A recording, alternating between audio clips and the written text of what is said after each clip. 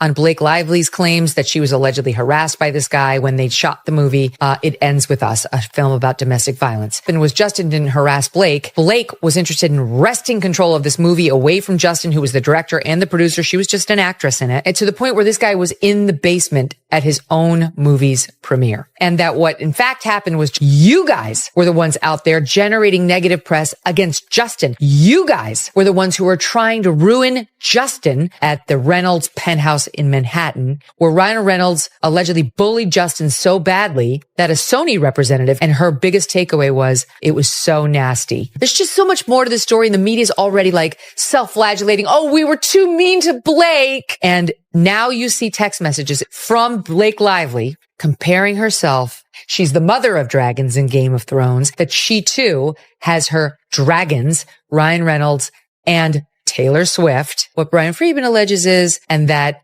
they are powerful advocates for her. You'll go along or I'll unleash my dragons on you, you loser who no one's ever heard of. I can't believe neither side is like giving in. They're like digging in further. The kind of lawsuit that is full of evidence, documents, which prove exactly what she did to take over the movie and used her PR people to try and destroy Justin. And we're carefully considering other people that will be sued also. Ryan Reynolds. Hollywood sweetheart might be swapping the red carpet for a courtroom because Megyn Kelly just hinted that Blake Lively could be facing jail time. Yes, you heard that right. Oh, Blake, it's not just your movie that's flopping, it's your entire PR strategy. Enter Megyn Kelly, who just dropped a nuclear bomb on this already chaotic Hollywood saga, according to Megyn.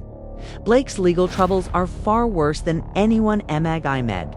Forget the glitzy premieres and designer gowns. If the rumors are true, Blake Lively could be swapping her couture for County Orange, and trust me, you do not want to miss the next twist in this Hollywood meltdown hit.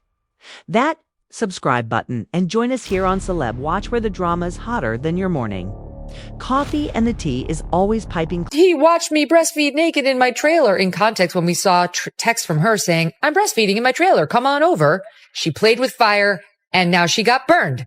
This isn't going to end well for you, Blake. Sorry. Justin, you succeeded. You're good. You can she's made herself into Amber Heard. We all see it. This was a massive disaster for her to unleash this PR campaign against him, which, by the way, Brian Friedman told us she started. She was the one through her PR agent who was dropping negative stories about Justin.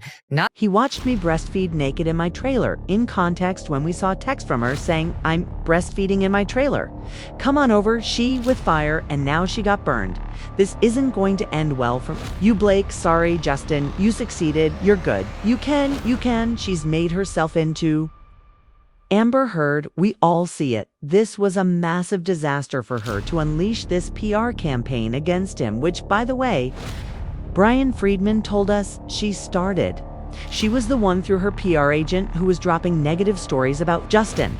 Not the other way. Megyn didn't mince words. She suggested that Blake might have submitted falsified evidence in her countersuit against Justin Baloney. That's not just petty, it's potentially criminal. We're talking perjury, obstruction, and the kind of legal mess that carries a 5-year sentence if proven in court. Imagine Blake's next big role being in a courtroom drama, but not as the lead actress, and it gets juicier. Megyn also spilled tea on a series of leaked voicemails from Balden's camp that are nothing short of explosive. This is just the latest salvo, and I will play you a 2-minute summary of the 7-minute groveling apology he sent her in this voicemail at 2 a.m. According to Kelly, these voicemails expose Blake's behind-the-scenes manipulation, showing her allegedly trying to wrest control of the film It Ends With Us. The recordings clear as day. Blake was pulling every string to bend Baldone to her will. Think Hollywood power play, but make it messy now as the legal storm clouds gather. Blake's team is scrambling, sources say. They even reached out to Candace Owens, claiming that all this media heat is affecting Blake's mental health clip for "Oh sweetie, if you can't handle the spotlight, maybe don't start the fire." But here's the kicker. While Blake's camp cries foul, the court of public opinion isn't buying it. The narrative is slipping from her. Oh, Blake, it's not just your movie that's flopping. It's your entire image that's circling the drain, those perfectly manicured hands they're slipping from. Hollywood's golden.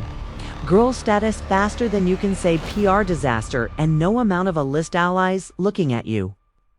Ryan Reynolds can polish up this mess. Blake Lively's PR team wants us to know that everything that's happening right now is hurting Blake's feelings. Well, if it isn't the consequences of my own actions. Recently, when Blake was promoting her movie, It Ends With Us, the interviewer asked a very insightful question about how Blake deals with the heavy topics that are featured in the film, but then Blake decides to make an inappropriate joke about fans being too intrusive. What's the best way for them to be able to talk to you about this? How would you recommend they go about it? Like asking for like my address or my phone number or like my location.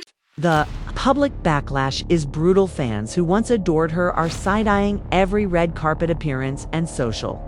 Media, it's a war zone. Oh, you thought It Ends With Us was just another T-Book 2 movie adaptation? Think again, this isn't just about a film flopping. At the box office, this is Hollywood warfare at its messiest, and trust me, it's juicier than anything. They put on screen Let's Rewind when Justin Bologna, the sensitive soul known for heartfelt films, snagged Blake Lively for the lead role. He probably thought he'd struck gold. I mean, for a C-list actress dabbling in A-list circles. Blake signing on was a huge win for this small budget project, but oh, how quickly things soured. Seems to be a theme among many movies that have a quirky or different character, and in order to convey that, they feel the need to style them in such an extreme, over-the-top way. Sometimes it actually works, but many times it just comes off as extremely unrealistic. It Ends With Us as a perfect example of this. Fashion is a tool of self-expression. It is used to express what's on the inside, on the outside. So in a way, our clothes are almost like a second skin. They make sense. They feel right. They look right. And when looking at these outfits, they don't look like a second skin. But something that also just doesn't work is the fact that they seem so unrealistic, and it makes them and the character unbelievable. Bond wanted the film to stay true to the novel's raw emotional core, gritty, vulnerable, real, but Blake, oh no, darling, she allegedly wanted to sprinkle her Hollywood. Sparkle all over it, glamorous outfits, comedic flair, because nothing says domestic violence drama like punchlines and designer heels, right? The creative clashes were inevitable, but no one could have predicted the chaos that followed. When the tension boiled over, Bologna didn't just walk away. Nope, he slapped Blake with a defamation lawsuit claiming she spread lies about his directing style, painting him as some controlling tyrant who stifled her artistic freedom. But Blake, oh, she wasn't about to let that slide. She clapped back with a countersuit, accusing Justin of bullying her on set and sabotaging her performance. Harassment claims, creative sabotage. It's like watching a legal tennis match where no one is willing to drop the racket. And here's where it gets extra spicy. The court refused to slap a gag order on this mess, which means both sides are airing their dirty laundry for everyone to see. Tabloids, social media, online gossip, blogs, you name it, they've got a take. And honey, the mudslinging it hasn't slowed down one bit. Complete gag order. Now he needs to be shut down to protect her. This is very unfair to poor Blake. Saying she decided she wanted to take over and use the power of her fame and name and that of her husband, Ryan Reynolds, to bully Justin Baldoni into the fetal position.